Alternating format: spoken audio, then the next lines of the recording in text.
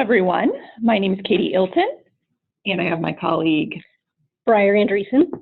And we are happy to be here. I guess it's good morning to those in the West Coast, happy lunchtime to those in the Central Time Zone, and good afternoon to those out on the East Coast. Glad to be here today. We are going to just run through a couple housekeeping things and then dive right in because we have a lot of content. So if you have questions during this presentation, please just hover your mouse over the bottom of the screen to see the chat feature, and you can type in your question. Those will get printed out to us, and we might take those as they come, depending on kind of where they fit, and then we'll try to take a bunch at the end. Sometimes over the lunch hour for folks, the internet and the audio are slow or cut out. So if the audio does cut out, just use the dial-in number that you would have received in your invite. And then in terms of next webinar, our next webinar date, we try to keep it the second Wednesday of each month, and that's true for July. So on July 10th, our own David Glazer and Kevin Rich will be talking about internal investigations, how to respond to, how to do investigations, how to deal with the government when you're doing investigations, and how to do your own internal investigations. So tune in for that. Please fill out our survey. We get really good information from that, and we tailor our webinars and our programming based on that information. So thank you to those who regularly do so. In a few days after this webinar, there will be a link available and sent out to you for the replay option, which is on our YouTube page. Just like our webinars, the replay is free, and you can certainly forward that to folks as you think they might be interested. I think that's all we have for housekeeping. So, we're here today to talk about the new provider-based draft guidance that's out there. But I think it's quite valuable for us to go back and retrace our steps as to how we got here, because a lot of the questions that have been out there around these topics that are addressed in the guidance, and some that are not, have evolved. And so I will turn it over to Briar, and she will kick us off. Okay, so we will just do a little bit of an overview here, and we're going to spend some time on history of shared space, because the current status of shared space is a little bit confusing, as we'll delve into more details on that. But we think it's helpful to understand what the previous concerns have been from CMS with provider-based in general and with shared space in particular. So just jumping right into what most scholars or most listeners probably know already, excuse me, the provider-based basics. These are set out at 42 CFR 41365. These regulations talk about how hospitals can treat certain facilities or locations as part of the hospital for purposes of Medicare payment. And to be considered part of the hospital, the location has to be integral and subordinate to the main provider.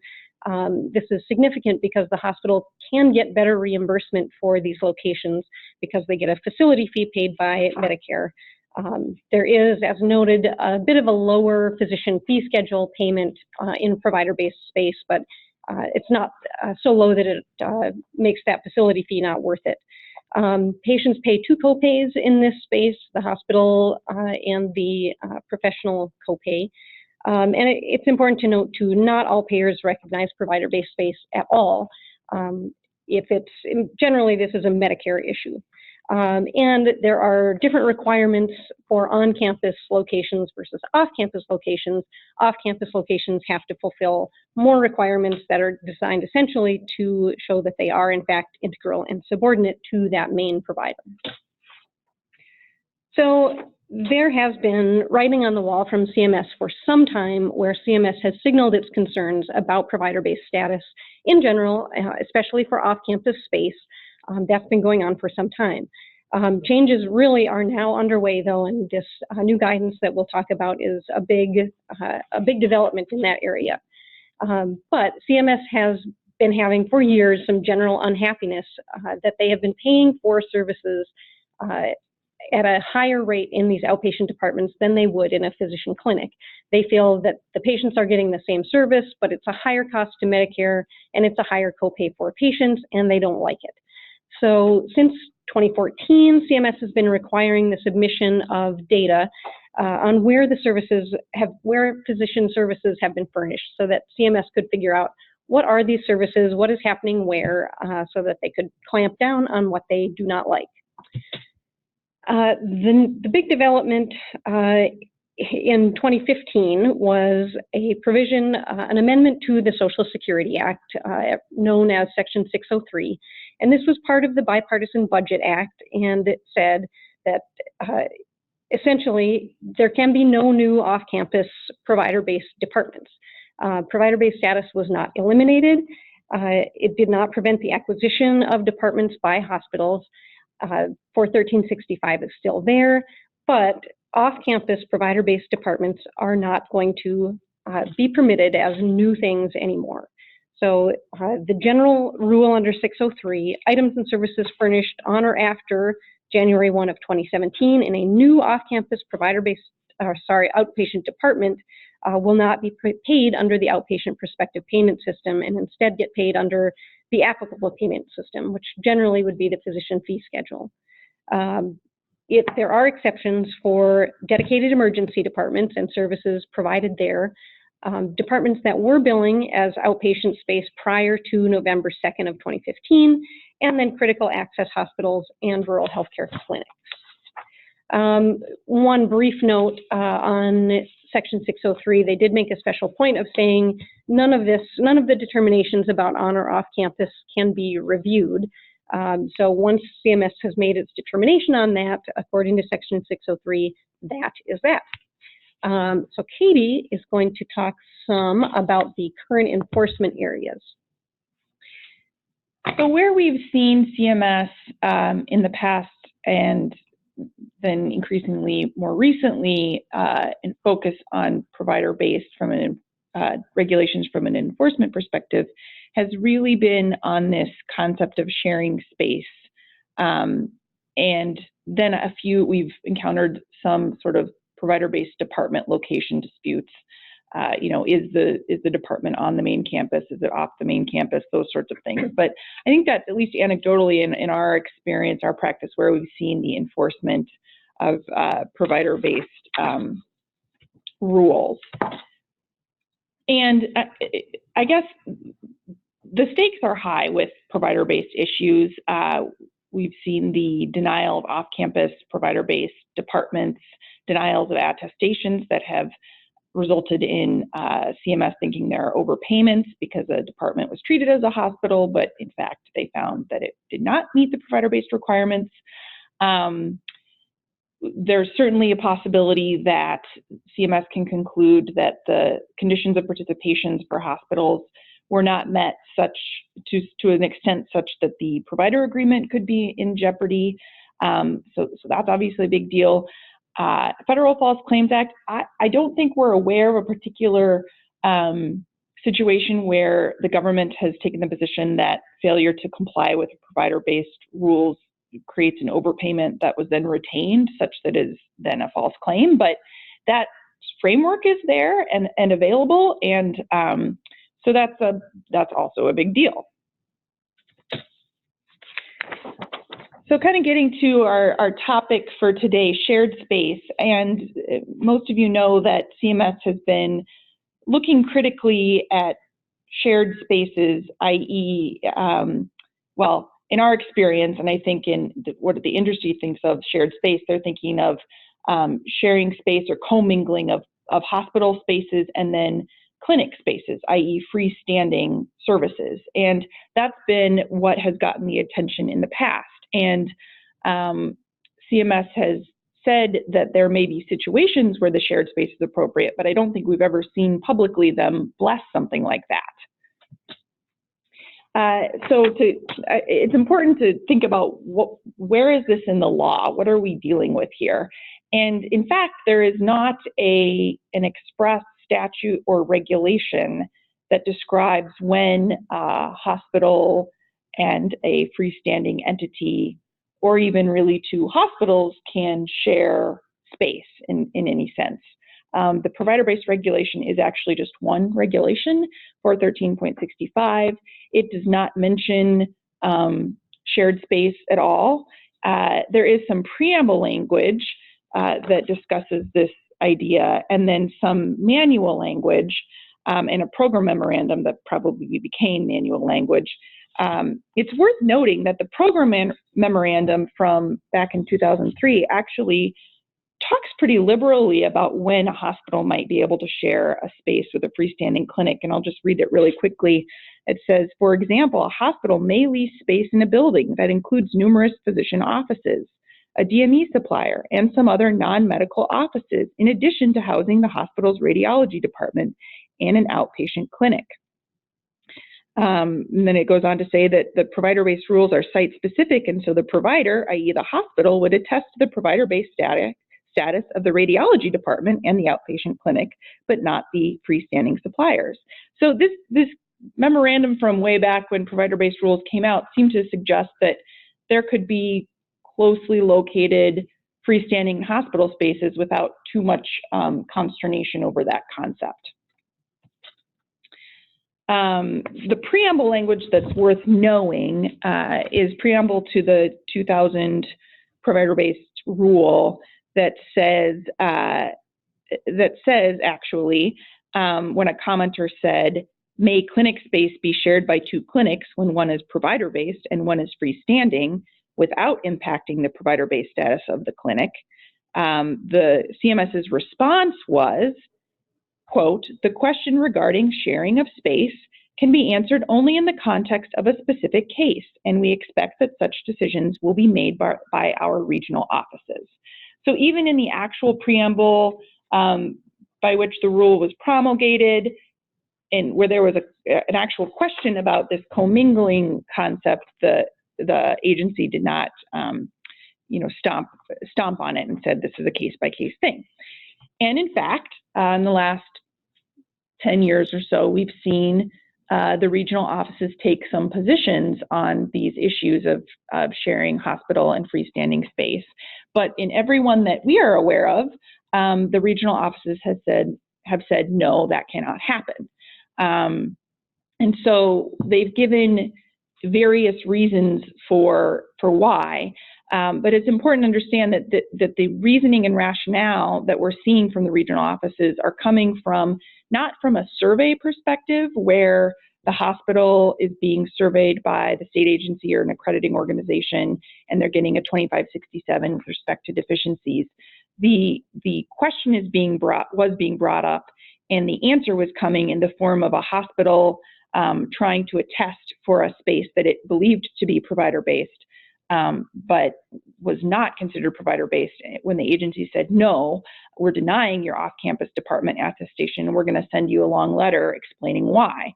And some of those letters have leaked and become more public, and there are probably 2 or 3 that are out there that we have to sort of glean the agency's reasoning, at least in the past, as to why they did not like provider-based and freestanding mixing. And I'm just going to jump in here and say, as Katie is kind of going through these, see if you can tell the difference between what she is talking about, the regional office positions now, and what CMS is saying in their new guidance.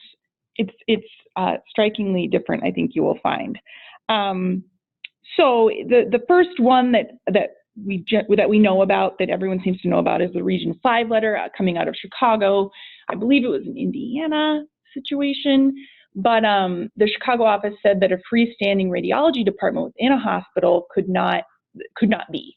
The position, the rationale from the regional office was that the facility a hospital that shares space with a freestanding department does not actually meet the definition of a department of the hospital because the hospital could not comply with its provider agreement in that circumstance. And the regional office was particularly focused on public awareness, such that they were concerned about the public not knowing basically where they were. And so if there's confusion on the part of the beneficiary with respect to whether they're standing in a freestanding space or a hospital, then that confusion is going to mean that, that you can't have a commingling situation. And why is that harmful? Well, I'm still trying to understand that, because in the situation where someone was in the hospital but then maybe wandered into a freestanding radiology department, in that situation, the program wasn't paying more for the radiology services, they were paying less, and the beneficiary was not having to pay 2 copays in that instance.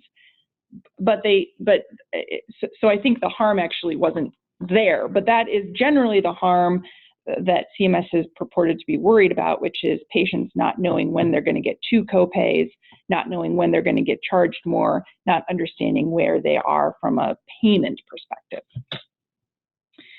So then we get into sort of, I guess, voodoo land, where you start trying to understand what CMS thinks can be carved out as a freestanding space and what can't be. And I won't spend a lot of time on this, except you'll start to see this language from the Region 5 letter saying things like, CMS can't look at portions of a singular component, but they could look at a singular component in determining whether the hospital meets its provider agreement.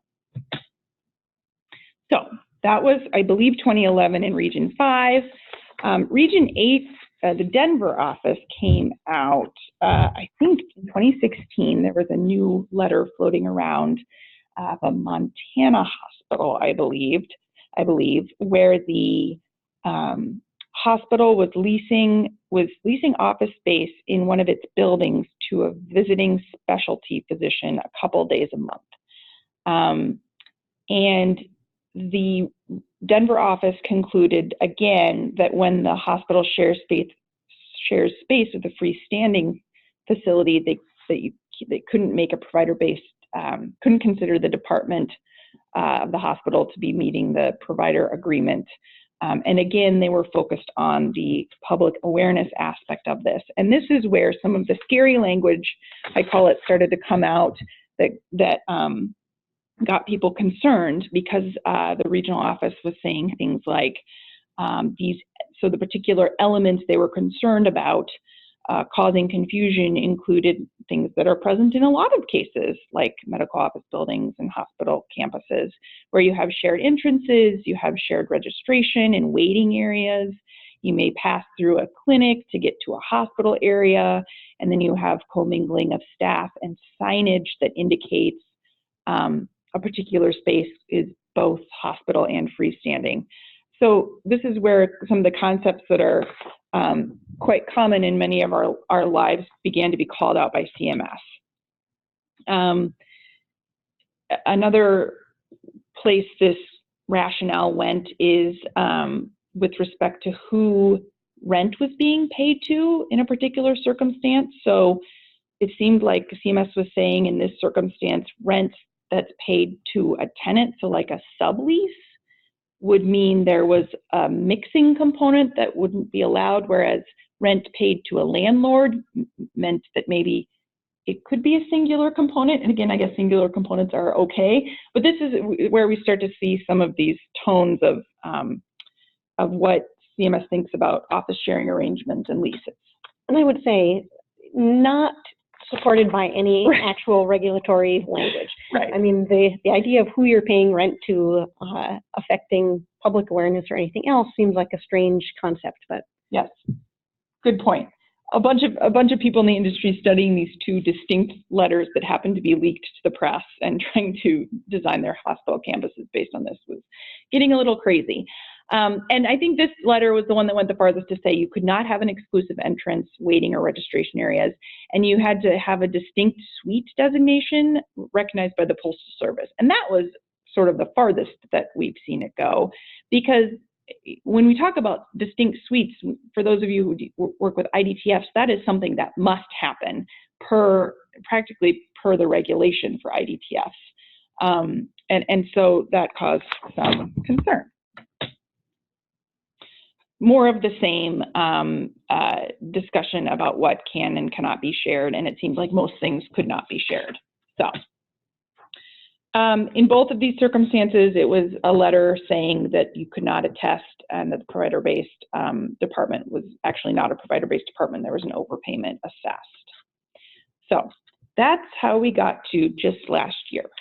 So given all of that, in November 2018, Katie and I and many, many others were very excited because there was an American Health Lawyers Association webinar that featured David Wright, who is and was then the CMS director of CMS's Center for Clinical Standards and Quality. And he said that there would be new guidance coming out that would ease the restrictions on these co-located hospital and freestanding spaces. And in contrast to previous guidance, that hallways and waiting areas and elevators could be shared so long as patient safety and quality were not compromised. And in that presentation, there was a lot of focus on that patient safety and quality, that these are the things that CMS really cares about, that they, we're getting away from some of the more technical things that they had expected in the past for provider-based status. It was widely expected that the guidance would liberalize these options for a hospital to share space with visiting physicians, especially in rural areas where specialists might be co-located within the hospital space. So we kind of thought, all right, this is going to be a reset, and these recent regional office letters, they're going to clarify, they're going to say that these are things that are okay now, sort of that we made a mistake before in not allowing it. Again, in March of 2019, the anticipation was building further. There was a health lawyers conference in Baltimore, and again, David Wright spoke and said guidance would be forthcoming and gave some hints saying that, for example, simultaneous shared staff would not be okay, that there had to be temporal separation, and there couldn't be any walking through a clinical space to reach a shared space. So that was what we were all thinking about, and then actual draft guidance came out on May 3rd of this year. And everyone thought, finally, but it's not actually final. This was just draft guidance, and comments are due on July 2nd. One thing that Katie and I want to make sure that everyone listening is aware of is that you should comment. And if you don't want to comment, if you want to remain anonymous, we could submit comments on your behalf, but as we will discuss, there is a lot of stuff that is worth commenting on in this draft guidance. It's also not entirely clear where one should comment, at least in the draft guidance, but there is so that's why we didn't put up definitive information here, but we can track that down for you, and it does look like there is an email in the draft guidance that solicits questions. So maybe we'll try to get that sent out to everyone before the July 2nd date, but in any case, let us know if we can do that on your behalf. And I would say that the confusion about where to send comments is not the least confusing thing about the draft guidance. So one thing that was surprising to me anyway was that this draft guidance, it covers space sharing or contracted staff arrangements with another hospital or healthcare entity, but the focus is really on co-location of two hospitals, which we'll get into more detail on.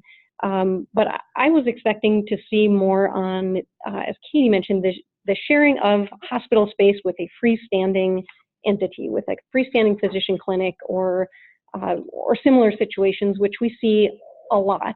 The hospital co-location we see not as much. So in any case, the new guidance covers this space sharing or contracted arrangements. It also includes a draft tool for surveyors to assess compliance with the hospital conditions of participation, and it does not apply to critical access hospitals. Yes, that actually was not obvious to me, that it doesn't apply to cause or critical access hospitals. It doesn't appear to be in the guidance that it does not apply to critical access hospitals, but that is what Danielle Miller said, and Danielle Miller is the CMS Director of the Division of Acute Care Services, and she appeared with David Wright on a recent, just last week, webinar for the American Health Lawyers Association, and had several comments about this guidance, which I will sort of inject as we go along. But one thing she was very clear about is that it does not apply to critical access hospitals. So I think of this co-location as a new term. If not a new term, at least now we have an official new definition of what CMS means. And what they have said is that co-location occurs where two hospitals or a hospital and another healthcare entity are located on the same campus or in the same building and share space, staff, or services. So fairly broad. And again, the co-location is what this guidance is all about. But while the guidance sometimes references other healthcare entities, as it does here in the definition, it really focuses on two hospitals, or at least two entities with COP with condition of participation requirements. And there is a quote in the guidance that says, when a hospital is in the same location as another hospital or healthcare entity, each entity is responsible for demonstrating separate and independent compliance with the hospital COPs. So that it does not make a lot of sense if you're talking about some healthcare entity other than a hospital, but that is what the draft guidance says. The general rule, as CMS has said, is under this guidance, sharing of public areas such as entrances and waiting rooms would be permissible. However, due to infection control, pain management, confidentiality, and other quality and safety concerns, the use of shared clinical spaces would be limited. So CMS has said the goal is to ensure safety and accountability without being overly prescriptive. And I think perhaps reasonable minds could disagree about how prescriptive they are actually being here and how some of the things that they are saying in this guidance actually help with safety and accountability. But we will get more to that.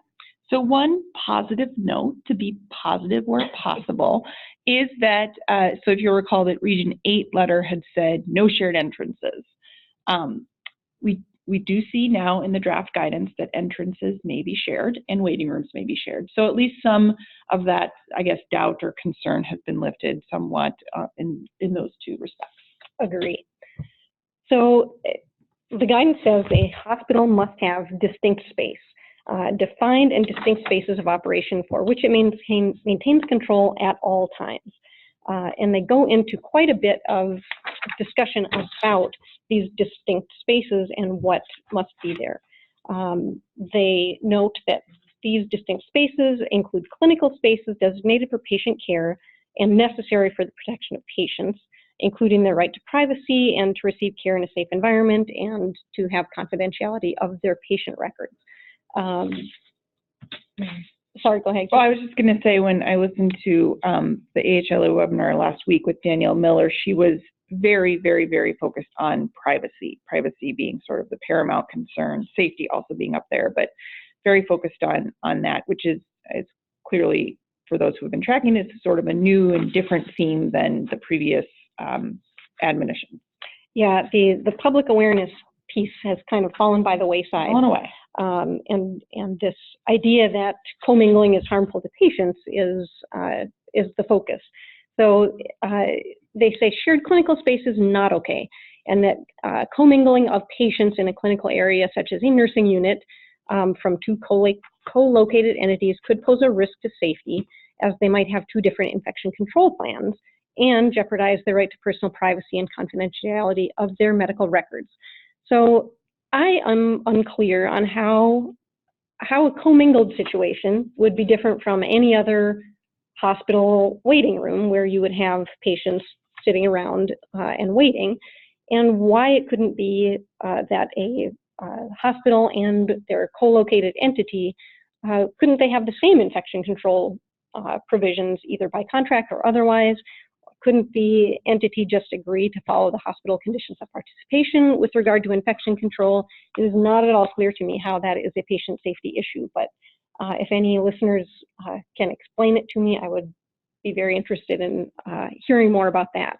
Particularly when it's two hospitals, because they both have to have an infection control plan that meet the COPs. Right, and the guidance is very clear about that, that each, if it's two hospitals, that each one has to independently meet the COPs. So unclear. That is an area of some confusion, at least for me.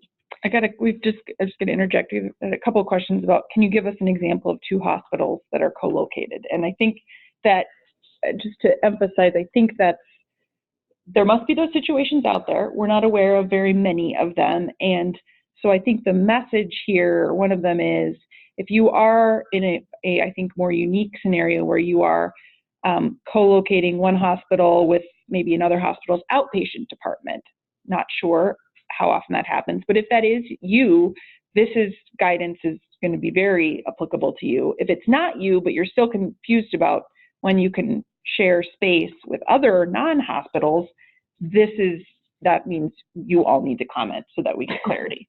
Yeah, and one of the co-located hospitals might be within a hospital system where you have independent hospitals with independent medical staffs, but there is some specialty that one hospital has, and so they have a location that they're sharing with another hospital in the same system, but none of that there are not examples of that really provided in the guidance.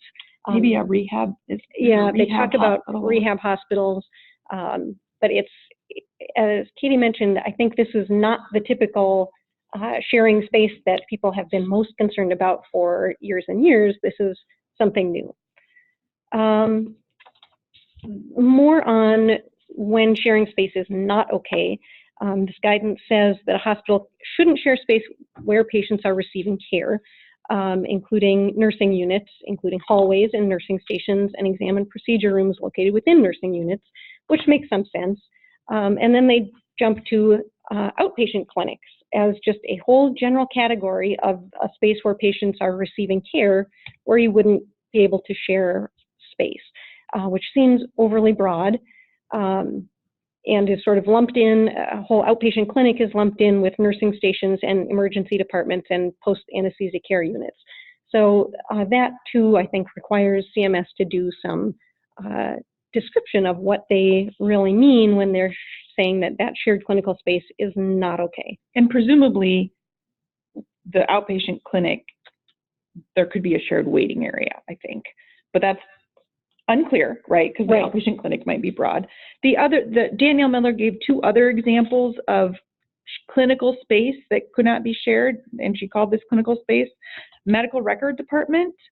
I don't think that's particularly clinical, but that's one thing that cannot be shared per her discussion a week ago. And then patient registration, which I think we'll talk about in a minute. It's also a little strange to reference the medical record department when it doesn't mention anything about shared electronic health records, and to say nothing of all of the focus on interoperability of electronic records in separate parts of CMS. So, open question.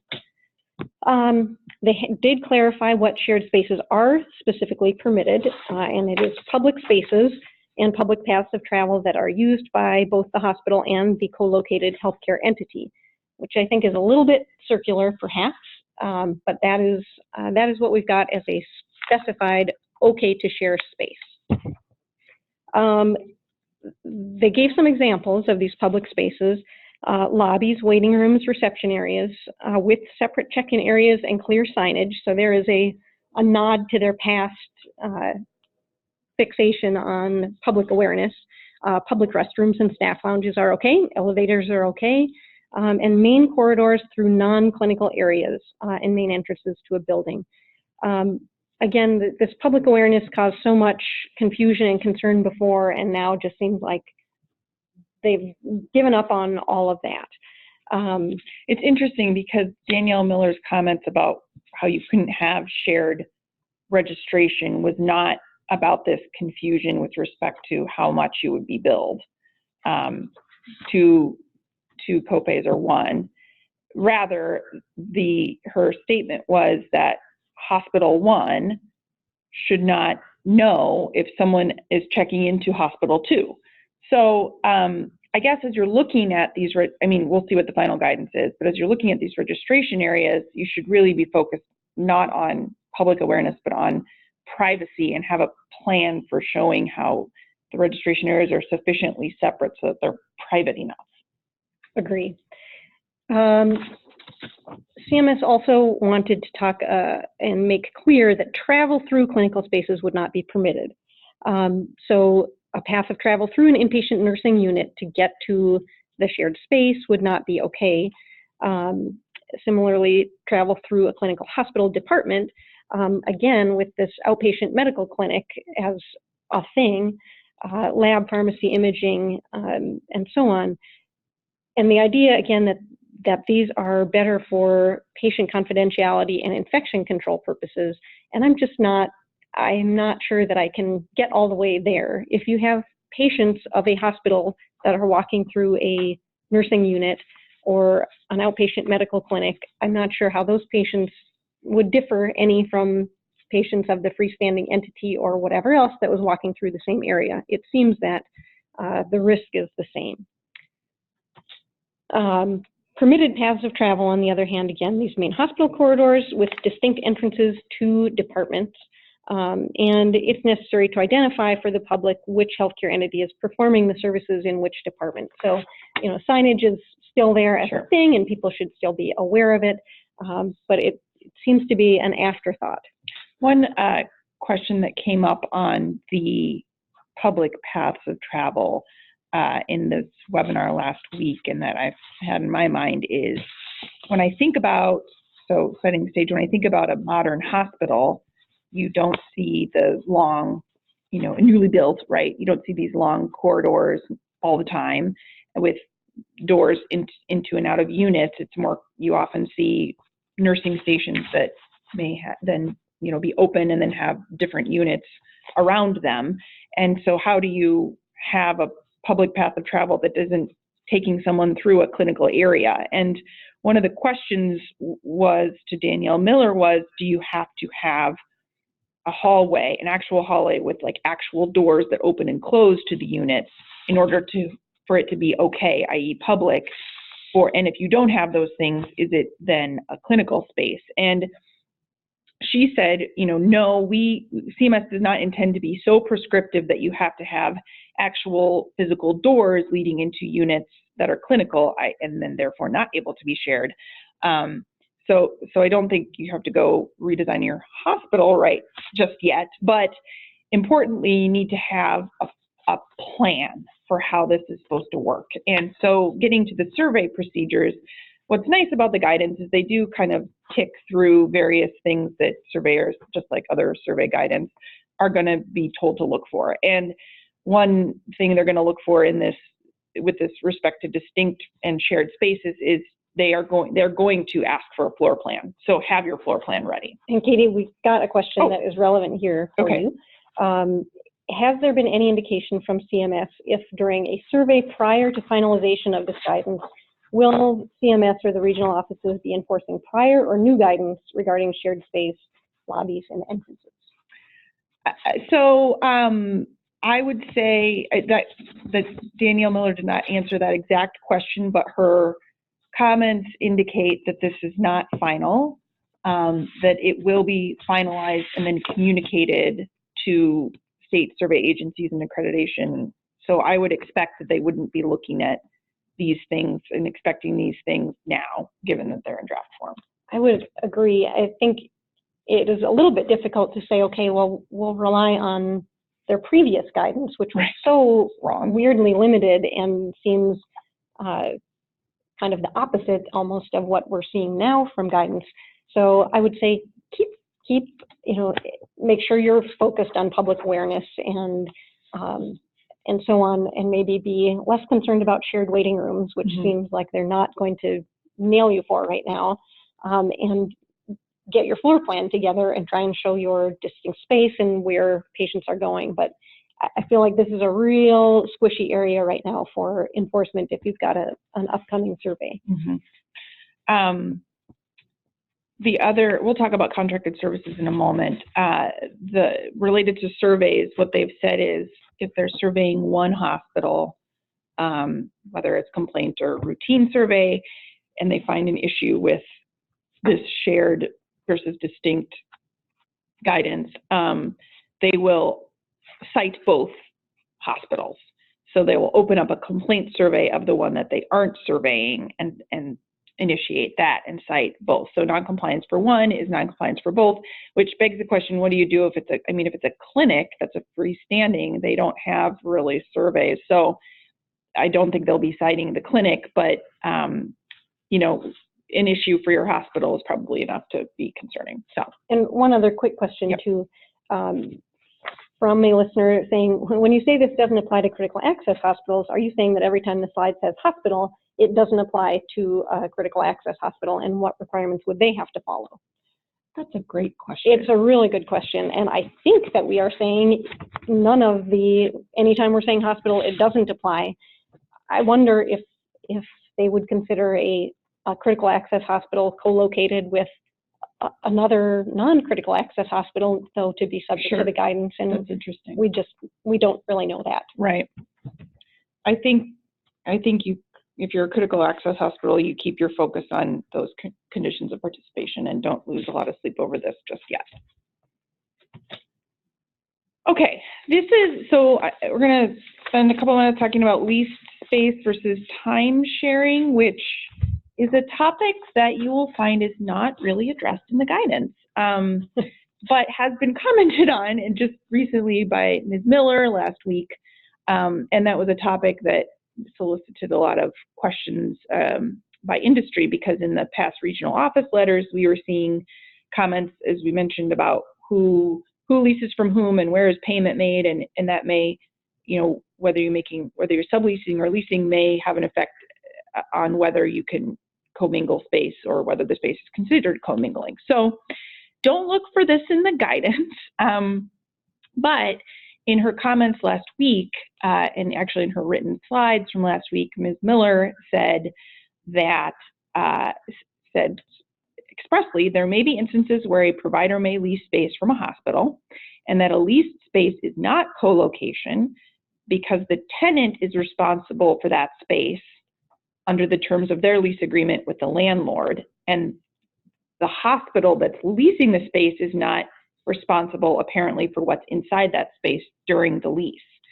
And so therefore, I guess this means that because they're not co-located, then we don't have to worry about this particular guidance and sharing registration. And so this is a question, what does this mean? Because I think that a lot of times what has caused confusion is that clinics are leasing space, sometimes exclusively from a hospital, and they share sometimes a waiting area, and then there's other space that's exclusively leased, and they share registration staff sometimes. And that seems to be something that's not allowed, at least components of it, under this new guidance. But Ms. Miller has said that leased space is actually not co-location. So this is an area where I would encourage you to comment. And I think the best way to comment is to give specific examples.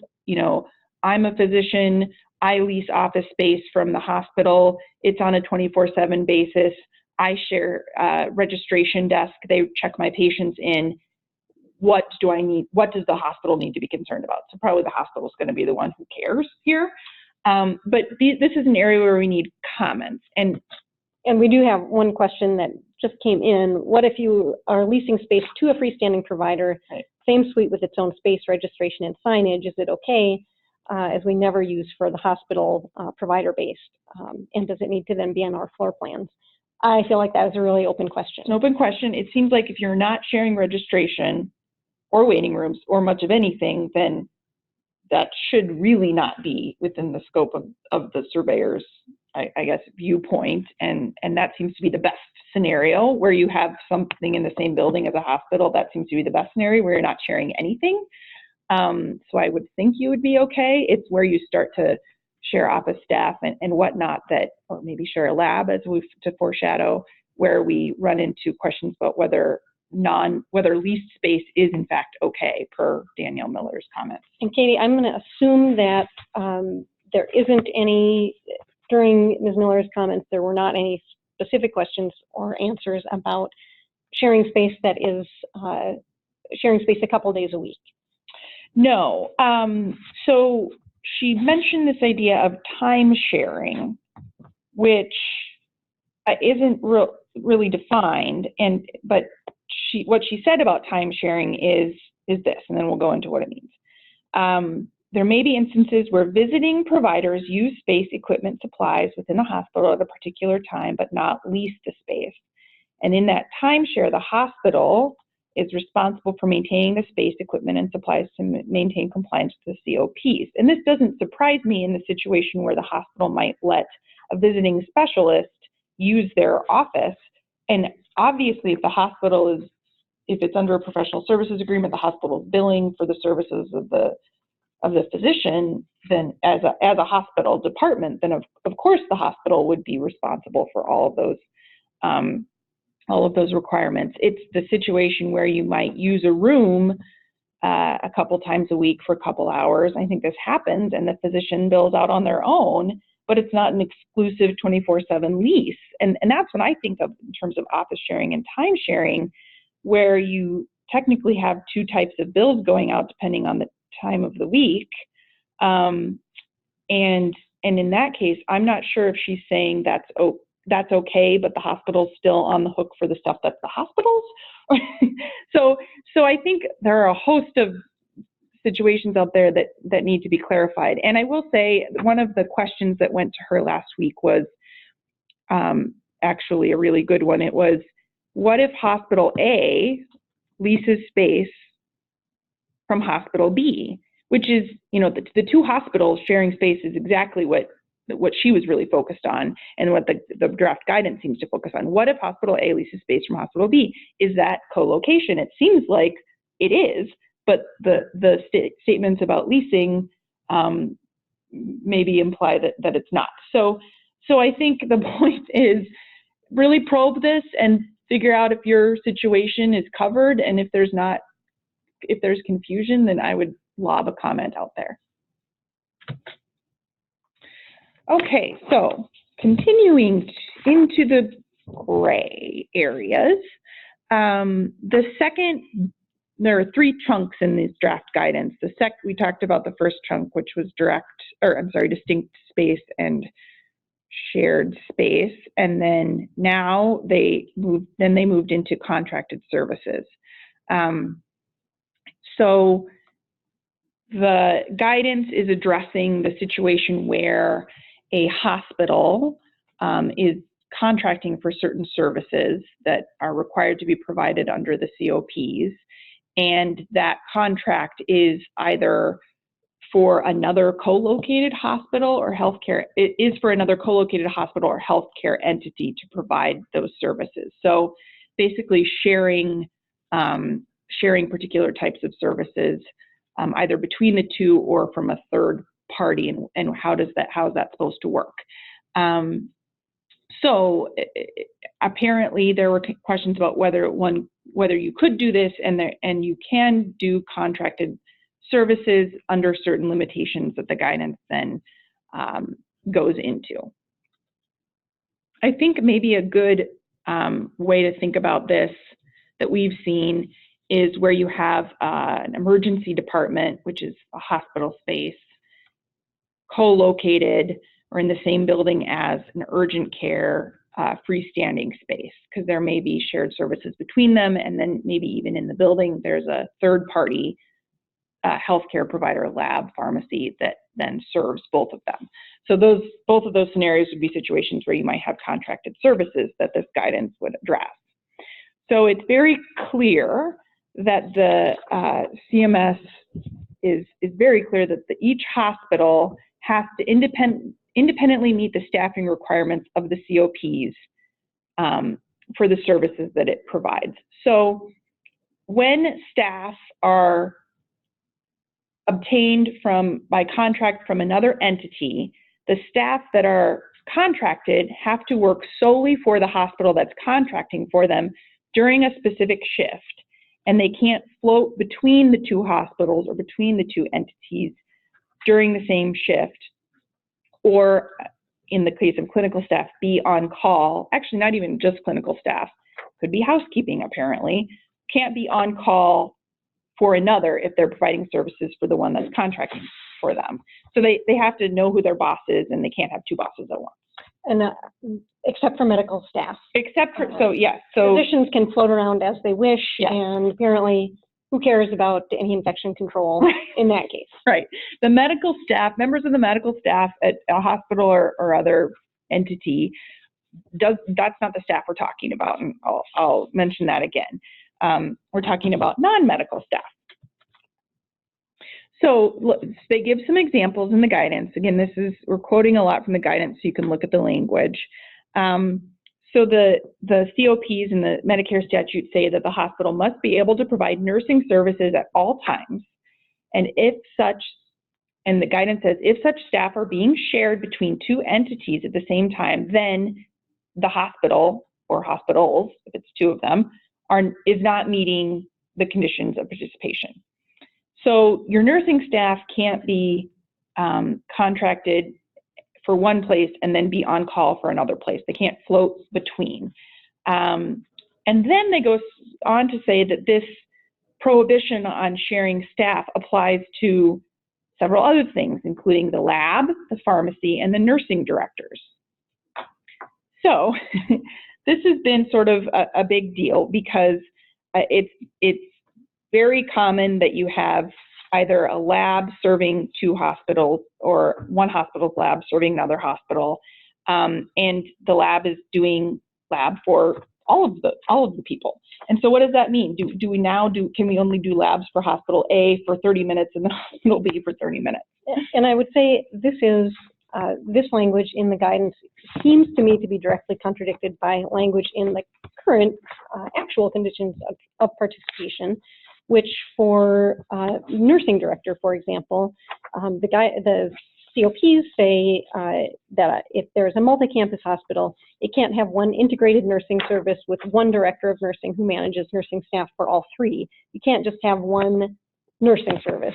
But the COPs go on to say, on the other hand, the policies and procedures that are adopted for nursing services in each hospital may be identical, so long as the services operate separately. It is also permissible for the same individual to be the director of nursing for each hospital, provided that he or she is able to carry out all the duties of the position in each hospital, such as managing each hospital's separate nursing staff. I don't know how you can possibly reconcile that with language saying that a person cannot serve both hospitals simultaneously. So to point out the exact examples that are in the guidance, and then that Danielle Miller had mentioned, and David Wright was actually also on last week's webinar, that are implicated by this contracted services staffing prohibition. So CMS is saying nursing director, so both the nursing staff and the nursing director, the pharmacy director, dietitians was thrown out as another function that can't be shared, and then sort of this catch-all. But I think what I was able to figure out, and what I think the guidance is saying, is that if the COPs say a hospital must have a lab director, actually I know it says they must have a pharmacy director, then the pharmacy director is the thing that can't be shared simultaneously. It apparently has to be temporal, so they can work for one hospital or one place at one time, but not another. However, the staff under the pharmacy director, because pharmacy staff isn't specifically called out in the COPs, those staff could work for more than one person at once. So it seems like this prohibition on sharing is limited to what's expressed in the COPs, which would definitely be the first three things. But that still causes lots of problems because we have pharmacy director, are you going to have two pharmacy directors in a pharmacy just to meet this requirement? That seems a little crazy. And I would note, hospitals are not required to have a full-time, a person can be a pharmacy director that is not full-time. Mm-hmm. And I don't know of any pharmacy directors who are required to be at the pharmacy 24/7. So a pharmacy director, a hospital's pharmacy director is there during the working day, right, but presumably goes home at night and even sleeps sometimes. And so it doesn't make a lot of sense to me that you would have to have that temporal separation with pharmacy directors. One question relevant to this is, does this part about not sharing mean between two co-located hospitals, or is it any two hospitals, whether they are co-located or not?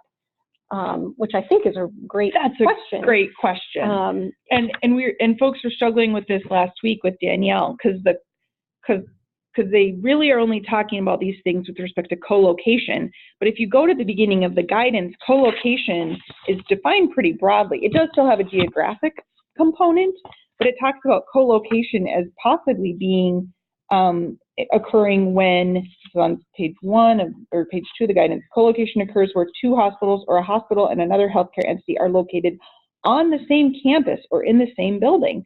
So campuses can be quite large.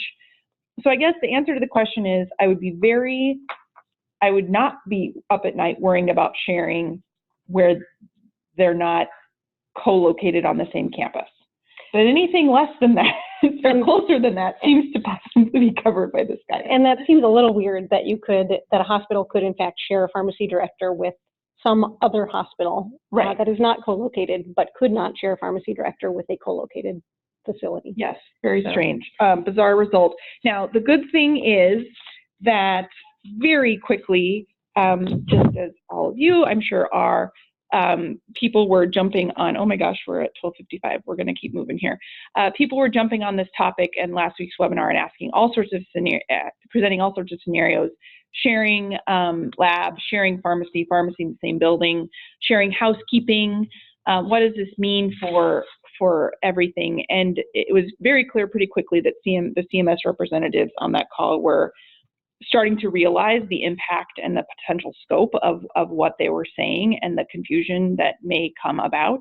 And so I think that was good, but the more scenarios and understanding they can get of how things work on the ground, I think is going to get us better guidance. So again, if I hadn't said it enough, please comment and present your specific scenarios.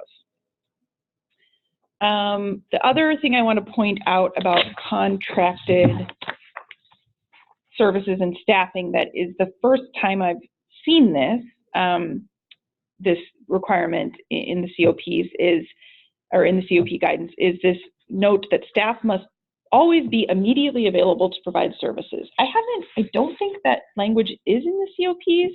I know that we see immediate availability requirements when we're talking about supervision of certain diagnostic tests, but this seems to maybe now be a thing that surveyors are going to look at, is to make sure staff can get there immediately. I mean, immediately, I don't quite know what that means, but this is sort of a temporal thing that came up that I hadn't seen before. This is important to know what they're going to be looking for, at least under the draft guidance. So one thing that was clarified that apparently was a question before this guidance came out was, the question of whether surveyors can survey locations where contracted services are provided if the location is somewhere off-site, i.e. not on the campus. And this guidance makes clear that if finalized, the surveyors will only survey locations on-site. They won't go to your dietary or your food services that's 3 miles down the road, not on your campus, to survey it. So that's maybe a relief to some folks. They are going to look at whether the contracted services, I guess, outcomes, goals, whether they're accountable up through the hospital's quality program. They're going to be looking for adequacy of staffing levels, apparently as a possible indication that the contracted services are not enough to serve the hospital. Your contracted staff need to be trained the exact same way as your employed staff. I hadn't appreciated that, I guess, requirement before, but that's going to be something surveyors are looking for, and just general oversight of contracted staff to make sure it's the same as if you had employed them. And then they're also going to be looking at staffing and schedules to make sure that people are immediately available in the context of contracted staff. And so this is where we're going to need some more guidance from CMS, but we're getting a hint that they may be looking at our contracts to make sure folks are really only scheduled to work at one facility per shift. And I don't think that's included in most contracts at this point. I agree. So that might require a revisit. So scooting through, so the next third bucket of the third topic that the guidance addressed was emergency services. And there wasn't a lot of time spent on this, and I don't think it's a very common scenario, but what the guidance says is that the one hospital cannot contract with another hospital so let's step back. Each hospital, many hospitals are covered by EMTALA when they all are when they have an emergency department. Sometimes hospitals don't have emergency departments, but even under the COPs, those hospitals must have adequate staff to cover emergencies and respond to emergencies. So what this guidance is saying is that if you're one of those hospitals that doesn't have an emergency department, but you are, like all hospitals, required to be able to respond to emergencies to some extent, you cannot contract with the hospital that does have the staff in order to meet your minimal conditions of participation requirements. So this would be, you're co-located with another hospital and you rely on the other hospital entirely for the staff that will respond to any sort of emergency in your hospital. That is not allowed. It's only allowed if, and I don't think this is going to happen very much, but if you structure the arrangement so that the hospital that has the emergency department, those staff are only working for you when they're not working for the hospital with the emergency department. So that really basically means you'd have to have two separate staffs ready to go in a co-located situation. Yeah, it's that is, I feel like the emergency services were tacked on as an afterthought. Yes. And do not really reflect the EMTALA requirements properly. There is language in the guidance that says if you're having another hospital respond, if the hospital has no emergency department but has its emergency services provided under a contract with an emergency department of a co-located hospital, verify that the hospital meets the EMTALA requirements. I guess it's not totally clear which hospital they are talking about, but if a hospital doesn't have an emergency department, I believe they don't have a dedicated emergency department and therefore are not covered by EMTALA in the first place. So that part is unclear to me as well. So I think the main point here is that if you are a hospital without an ED, make sure that the staff you're using to meet your emergency response requirements, which are more minimal, are not the same as the staff who your co-located hospital is using at all times to meet their emergency requirements. And Katie, this is just some editorializing on my part, but it seems like if a hospital doesn't have an emergency department, it would sure be a good idea for them to contract with a hospital that does have trained people who deal with emergencies all the time to deal with emergencies in that co-located space. And that if the focus here is patient safety, that they are not making a ton of sense with these draft guidance. Right. Might be better just to have the team respond to both. So surveyors are going to be looking at if you have your own trained staff to respond to emergencies, do you have the equipment you need, and certainly are they able to, so the guidance isn't saying that a hospital without an ED can't transfer to the hospital with the ED. It just can't use the same staff to do it. So are you equipped to transfer or move someone to the actual emergency department? And we've got a bunch of open questions as noted during this presentation, and I know that we are just past the time where we were supposed to end, but we do have a bunch of questions that just came in. One that came in towards the beginning that I hadn't had a great chance to answer until now. If you have a hospital outpatient department that has commingled space with an ambulatory clinic, is a repayment warranted? I think that's a really good question. I think it's going to be super fact specific. I would want to know more details, but I would not make an automatic repayment in that situation. Katie, I don't know if you... Yeah, I have a similar reaction. So first of all, we don't generally want our clients to be making repayments unless there's a clear law that says they did something they couldn't do.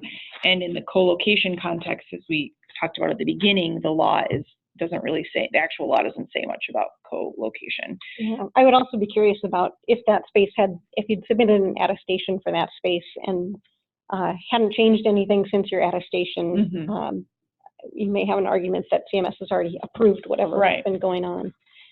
Here's a very interesting comment. As an FYI, CMS is holding a hospital co-location listening session on June 27th and is asking for information from hospitals. So that's great. Thank you for that, and that will be very interesting, I think, to listen to. Let's see here. Here's one. Would dialysis services contracted by the hospital from a dialysis provider fall under this section? So I think fall under the guidance. I don't think that the COPs require, do they require dialysis services? Oh gosh, I don't know that. It's a good question. So I think that, don't know. that, but what you would do to figure out whether you're in a situation where you need to care about the contracted services issues is you would look at the COPs to see if they talk about having to provide that service under the COPs. And then if you're contracting for it, you need to care because it's a condition of participation, and that's what this is all about. And another comment from a listener notes that EMTALA can be implicated for hospitals with OB, which is absolutely right. And that the issue, though, I think, is that hospital should already be meeting its EMTALA requirements. So if they don't have anything that's considered a dedicated emergency department, including a labor department, I'm failing to see how they get to be covered by EMTALA without that, even if they have somebody else responding to emergency services. But that, I appreciate that. That's a good comment. And another one on the emergency piece, would the emergency services exception expand to a code team? I think that's a really good question. I think the emergency services that CMS is saying right now can't be handled by somebody else, are just that sort of initial defibrillator assessment that somebody has an emergency condition. I think that you could have a contract with a hospital to send over a code team. However, it also appears from the language that code team could not separately be the code team for the hospital that was sending it, which seems very ridiculous and would not make a lot of sense to me. So I think that is an excellent question that is still open. I think that's right, Briar, and I think that last week there was a similar question, and that was the answer that Danielle Miller gave. And I think maybe one final question, yep. And Katie, I'll need your help on this. Okay. We have a hospital and nursing home located in the same building. They're both owned and operated by the same entity. Does this qualify as co-located hospital and other healthcare entity? I think it does. I think that it would as well. Yeah. So I think you're not going to be as worried. I guess you're going to be worried about shared registration if that happens and those sorts of things. You're going to be worried about, at least under this draft guidance, shared dietary services, and so maybe a shared pharmacy. I could see. I don't know if that's your situation, but that's kind of the exact scenario that's giving a lot of people concern under this draft guidance, but that it sounds like CMS is going to be trying to listen to, and that's a great example that you should submit. Well, we've run over, and we appreciate all of your questions, and also appreciate your sticking with us as we struggle through these questions. I think that it's important to comment and get your scenarios out there and push CMS to give us some more clarity on these various issues. Thank you very much. If you have questions after this, please feel free to contact us, and we'll hopefully see you in July.